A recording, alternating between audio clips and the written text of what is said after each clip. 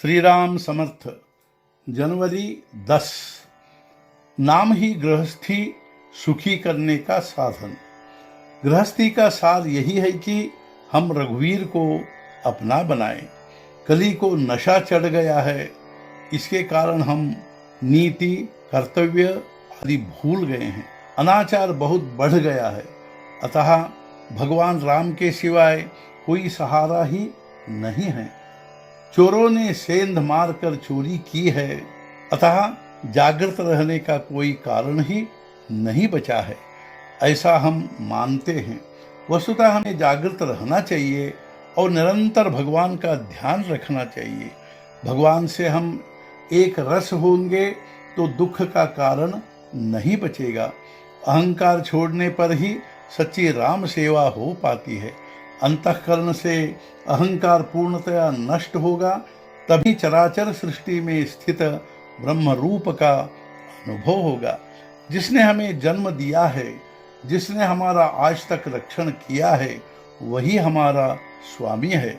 यह ध्यान में रखकर उसकी अर्थात रघुपति की भक्ति करनी चाहिए। यदि हम गृहस्थी में सुख चाहते हैं तो राम में रम जाना चाहिए, राम को अपने साथ जोड़ना चाहिए। यही गृहस्थी और जन्म का मुख्य उद्देश्य है। ऐसा जो मानता है कि रघुपति के बिना कोई भाता नहीं है, उसके माता पिता धन्य हैं। सुहाग के बिना अलंकार का कोई महत्व नहीं है, वैसे ही परमात्मा के अधिष्ठान के बिना गृहस्थी का कोई मतलब ही नहीं है। अलंकार तो पहने, लेकिन सौभाग्य तिलक नहीं लगाया तो अलंकार व्यर्थ हैं। वैसे ही राम के बिना जीवन व्यर्थ है। ऐहिक या पारमार्थिक जो भी सुख हो, एक से एक बढ़कर नहीं है। यह ठीक से समझ लेना चाहिए कि चाहे ऐहिक सुख हो या पारमार्थिक, राम की कृपा के बिना सब व्यर्थ हैं। शुद्ध आचरण, शुद्ध अंतःकरण और भगवान का स्मरण, यही गृहस्थी को सुखी बनाने के साधन हैं। रामचरण के प्रति दृढ़ विश्वास ही परमार्थ की असली पूंजी है।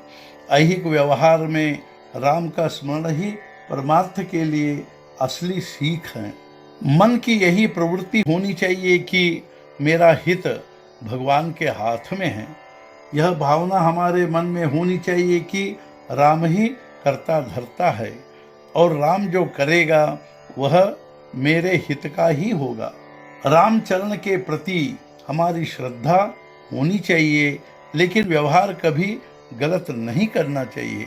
राम की अनुभूति रखना ही परमार्थ का प्रमुख पथ है। बाहर से व्यवहार में गृहस्थी का काम करना चाहिए, लेकिन भीतर रघुपति के प्रति दृढ़ भाव हो। प्रयत्न करना हमारे हाथ में है, सफलता भगवान के हाथ में है। जी जान से प्रयत्न करना चाहिए, लेकिन यह भावना दृढ़ होनी चाहिए कि हमारे आगे पीछे भगवान खड़ा है। गृहस्थी में चतुराई से व्यवहार करना चाहिए, कभी हिम्मत नहीं हारनी चाहिए। भगवान का आधार मानकर निर्भ्रांत होना चाहिए। माता तो घर में काम में लगी रहती है, लेकिन उसका चित्त बालक में होता है। वैसे ही हमें भी काम में लग जाना चाहिए, किंतु हमारा मन भगवान के चिंतन में हो।